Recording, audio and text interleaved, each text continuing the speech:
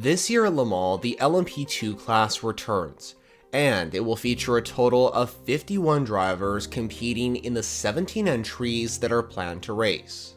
A lot of the drivers in this P2 category are super talented and experienced, and there are a few in particular that I really want to highlight ahead of this iconic French event. So here are 5 LMP2 drivers that you need to watch at the 24 Hours of Le Mans in 2025. Also, to be clear, this is an opinionated video and not based on facts. There is no ranking here, and it doesn't mean that one driver is better than the other. These are just 5 examples of racers to keep a very close eye on across this French endurance race. Number 1. André Lauderat. One of the most highly anticipated drivers competing in LMP2 this year is André Lauderat, and typically he's a racer that competes in the top class at Le Mans, so it's not often that we see him in LMP2. Lauderat is the only overall Le Mans winner that is in LMP2 this year.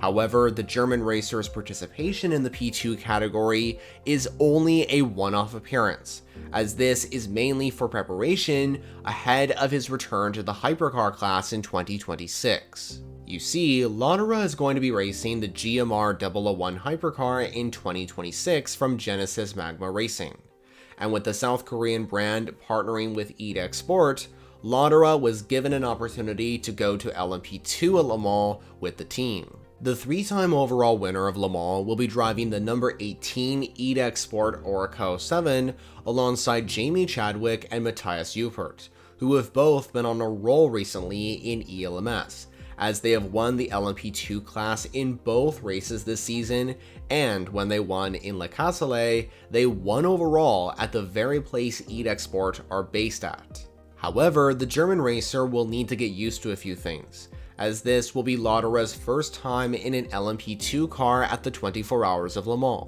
as like I said earlier, he typically competes in the top class.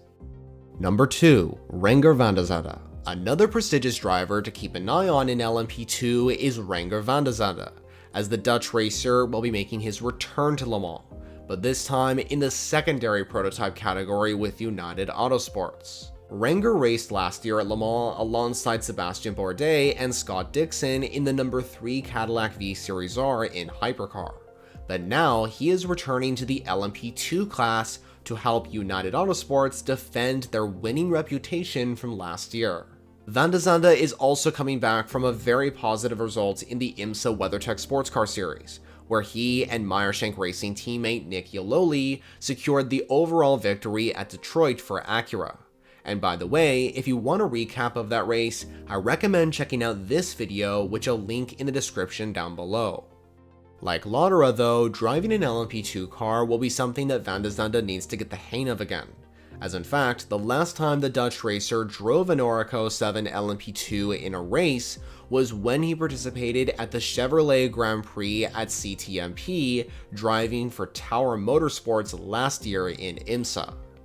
In 2025 though, he'll be a driver to keep an eye on, as he usually outperforms the car with his unique skills, and he'll be driving the number 22 car alongside David Hannemeyer Hansen and former F1 driver Pietro Fittipaldi. Number 3. Teao Porcher.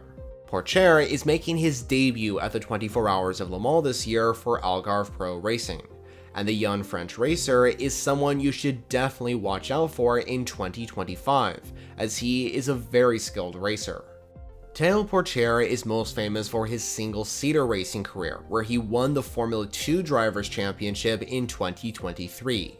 But unfortunately, besides his talents and achievements, he was overlooked for a Formula 1 seat. Porcher is now getting into the world of endurance racing though, as alongside his exciting appearance at Le Mans this year, he is also the test and reserve driver for the Peugeot Total Energies team in the hypercar class. Interestingly, Porcher already has experience in an LMP2 car and with his team, which will help him during his time at Le Mans this year. He races for the APR team over in the European Le Mans Series, and at the 24 Hours of Le Mans this year, he will be driving the number 25 car from the team alongside Matthias Kaiser and Lorenzo Fluxa.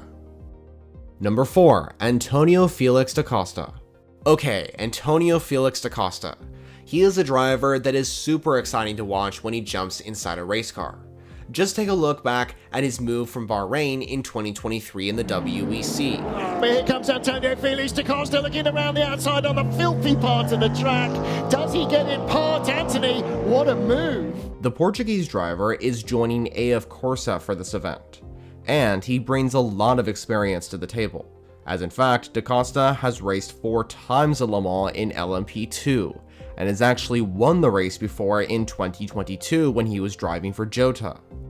And at Le Mans this year, he's looking to return to the top step with AF Corsa, as he will be joining the number 183 Orica crew with co-drivers Francois Perotto and Mathieu Vaxivière. Number 5, Dane Cameron. Now, let's talk about one of the American racers on the grid this year, Dane Cameron. This guy is a 3-time overall IMSA champion, and he has driven an LMP2 car at Le Mans before. Cameron is racing full-time in IMSA with AO Racing, and he is coming over with the team to Le Mans to drive the number 199 Orica 07, also referred to as Spike, alongside co-drivers Louis Delatraz and team founder PJ Hyatt.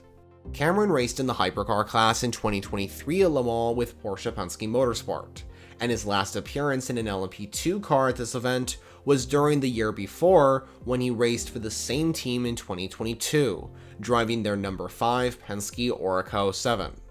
So those are 5 LMP2 drivers that you should watch at the 24 Hours of Le Mans in 2025. Of the 51 drivers competing in this P2 category, who do you think is going to perform the best? Well, let me know all your thoughts in the comments below.